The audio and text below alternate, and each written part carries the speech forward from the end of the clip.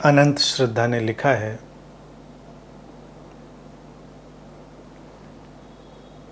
प्रणाम प्रभु। अपने loved ones के प्रति सद्भावना से भी ऊपर है उनकी परम स्वतंत्रता का सम्मान करना। क्या मेरा ऐसा सोचना सही है? कृपया कुछ कहें प्रभु। और ये भी लिखती हैं कि सवेरे की शुरुआत में आपके विशुद्ध प्रेम और करुणा में रची पगी वाणी का श्रवण असली चाय पीने जैसा है मेरे लिए। डिवाइन टी, बोधपूर्ण मॉर्निंग्स का आभार प्रभु। पहली बात, सुबह का ये जो संप्रेषण है, ट्रांसमिशन है, वो इसीलिए है कि कुछ लोग थोड़ी तो मेहनत करें कि सुबह उठना शुरू करें। जीवन से कई बार लोग बहुत कुछ चाहते हैं, बहुत कुछ चाहते हैं, सुबह उठ भी नहीं सकते। सुबह उठना शरीर मन के स्वास्थ्य के लिए भी अच्छा होता है और अच्छे शब्दों और अंतर्दृष्टियों से गुजरना और भी अच्छा होता है। चाय जैसा है मुझे सुनना वो भी अच्छा है और चाय के साथ भी सुना जाए वो भी अच्छा है। दोनों में कोई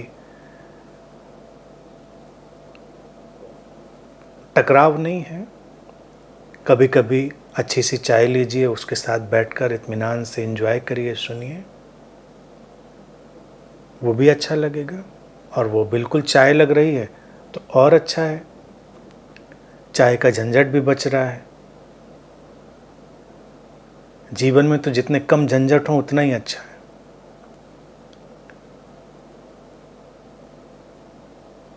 तो ये तो इस सुबह का मामला।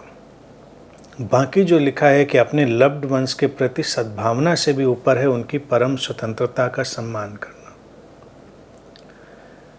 बेशक स्वतंत्रता का सम्मान करना चाहिए, लेकिन स्वतंत्रता एक बड़ा ही इल्यूसिव सा टर्म है, बड़ा भ्रामक सा शब्द है। अगर कोई व्यक्ति स्वतंत्रता के नाम पर स्वयं को हानि पहुंचा रहा हो, जड़ता का शिकार हो रहा हो, तब हमें हस्तक्षेप भी करना पड़ता है। प्रेम की परम स्वतंत्रता हस्तक्षेप भी लाती है। प्रेम की परम स्वतंत्रता कभी कभी कान खींचने का भी काम करती है। अब एक माँ है, अगर वो कभी बच्चों के कान भी न खींचे, डांटे भी ना, तो वो स्वतंत्रता नहीं हुई। कभी कभी वो भी ज़रूरी होता है। बाकी स्वतंत्रता सचेतन स्वतंत्रता होनी चाहिए, सद्भावना उसमें शामिल है। स्वतंत्रता का अभिप्राय ये नहीं होता हम बिल्कुल कहें जाओ जो करना है करो, जियो मरो, कूद जाओ छत से। कह रहे हैं कि हमारा लव्ड वन ने कहा देखो हमको तो अब वो नई वाली ड्रग आई है वो ट्राई करनी है, तो हम क्या उसको स्वतंत्रता देंगे कि हाँ जाओ वो ड्रग भी ट्राई कर लो, जीवन है, एक्सपेरिमेंट करते रहने चाहिए, प्रयोग कर लेने चाहिए। तब हम उसको रोकेंगे भी, हस्तक्षेप भी करेंगे कि ये उचित नहीं है। स्वतंत्रता तो उसके स्वस्थ विकास के लिए आवश्यक है। इसीलिए जब हम प्रेम में होते हैं तो प्रेम एक बहुत ही चॉइसलेस ऑब्जर्वेशन की घटना भी होती है। चुनाव नहीं है, लेकिन फिर भी हम बहुत ही सतर्क और सारी चीज़ों को देखने वाले होते हैं। स्वतंत्रता एक ऐसा शब्द लोगों ने गढ़ा है जिससे बहुत बहुत उलझन खड़ी हो जाती है। कोई कहेगा हम किसी बात से नहीं रोकते। मैं कहूँगा रोकने में बुराई नहीं है, कभी कभी रोका भी जा सकता है, लेकिन जो रोके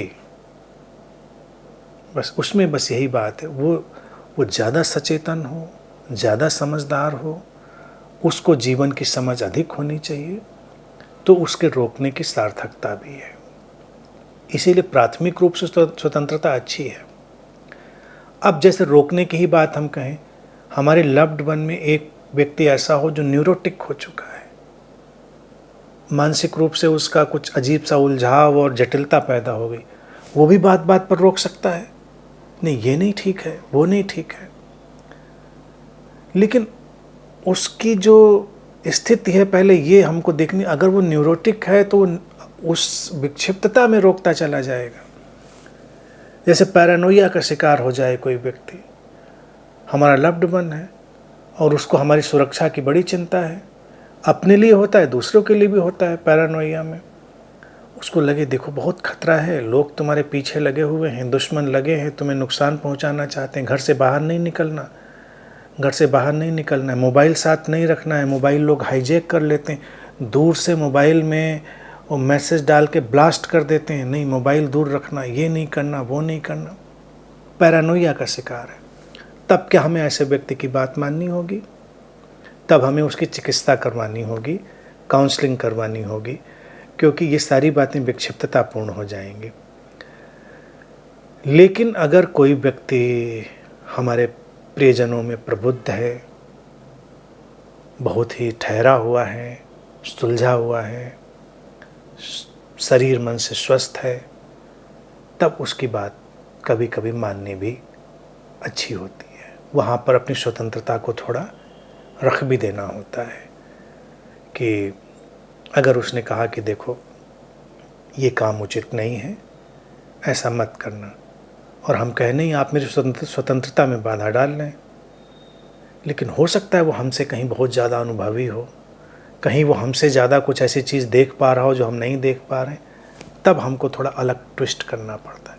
इसीलिए सिचुएशन इतनी ट्रिकी है कि इसका सीधे सीधे समाधान कोई निकाल नहीं पाता, सब उलझे रहते हैं। समस्या तब खड़ी होती है, जो न्यूरोटिक पर्सन होता है वो अपने को बिल्कुल बुद्ध समझता है, प्रबुद्ध समझता है, चिल्ला चिल्ला कर कहता है कि हमसे बड़ा ज्ञानी कौन है, ज्ञान सीखना है तो हमसे सीखो ना सारी चीज़।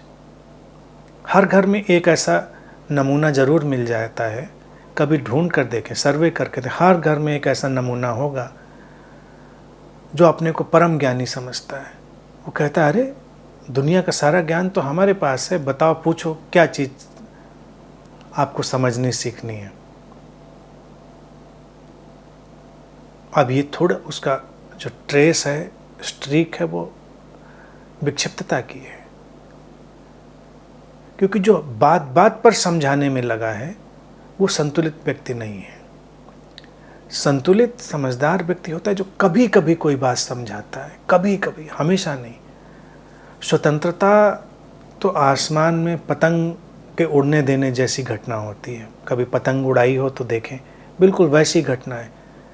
आसमान में पतंग का उड़ना स्वतंत्रता है, लेकिन उस पतंग की जो डोर होती कभी ढीली करनी पड़ती है, कभी खींचनी पड़ती है, लेकिन वो खींचना और ढीला करना उस पतंग को आसमान में उड़ान भरने देने के लिए होता है, ना कि उसको किसी और तरह से कंट्रोल करने के लिए। तो स्वतंत्रता जब प्रेम पूर्ण होती है तो ऐसी ही होती है, वो एक वाद्यंत्र की तरह होती है कि जहाँ पर स्पेस भी है और निकटता भी है, वहीं से संगीत उठता है। तो इन बातों का ध्यान रखना है, सद्भावना होनी चाहिए। फिर नंबर 2, स्वास्थ्य होना चाहिए, शरीर मन का समझ होनी चाहिए, सचेतनता होनी चाहिए, ठहराव होना चाहिए, और व्यक्ति के भीतर पूरी शांति होनी चाहिए। तब उसको अधिकार होता है कि वो लोगों को दिशा निर्देश दे भी। और अगर हम किसी बात में ज़्यादा अनुभव रखते हैं तो अपने प्रियजनों को कभी कभी उसका लाभ भी हमें देना ही पड़ता है। वहाँ पर उसका उपयोग बिल्कुल उचित होता है, अच्छा होता है।